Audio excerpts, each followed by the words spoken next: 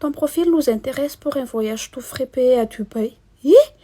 Tout frais payé là, c'est ton caca dans ma bouche. Donc tu vas chier dans la bouche de 9 mois de quelqu'un. Tu ouvres le dictionnaire à côté du mot connard, c'est ta photo. N'importe quoi. Monsieur le zany tena mieritreritra mihitsy satria anao zany hoe mba miseho eto amin'ny réseaux sociaux eto dia afaka hoe tonga dia hoe tsaratsara ihany fotsiny hoe iny zao afaka tonga dia vidiana atao minatay any Dubaï. Mba efaso message fotsiny. Zay ka raha ohatra ka hoe hitanao hoe misehoseho eto dia hoe ny olona rehetra dia mila argent facile daholo.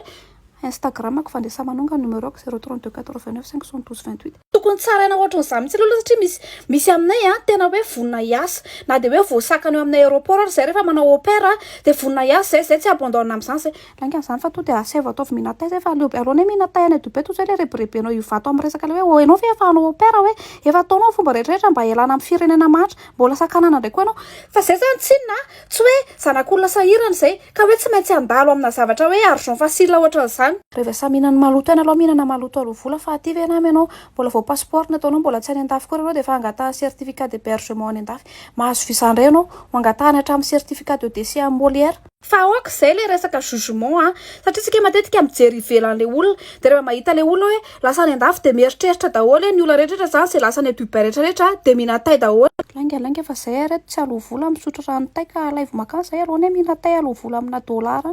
Nareo mijuge olona amin'ny fiakanjony ivelany sy amin'ny fombafomba firesandrao nareo any amin'ny afo be nareo tsisy feu rouge tsisy embouteillage to dia lalana mahitsy be manko mitondra nareo makany amin'ny afo be. Eto ange efa tena manetaka fa zany hoe dokotera zany ary mikarama 2,5 millions hoe chef na service directeur anao mikarama 700 000 ariary aloha zay inatay. Zay koa manana kolotsaina zay sy rebirebenareo ohatrany hoe mahita influenceur arisy dia hoe zay koa andeha hoany zay manana ny amponay zay. Aza atao le time tsaranoka be reny fotsiny fa mba atovy amin'le moramora tela fa tsy hoe ianao zany efa isaky raha hoe inatay mbola tain'olona ninana vomanga sy mangazo ihany no anao any fa ohatra mba olona fa mba mihinana hoe caviar sy magret de canard amin'izay mba misy apport calorique sy nutriments kely zany raha fa mba samy mihinana maloto ihany. Non, on accepte pas ça.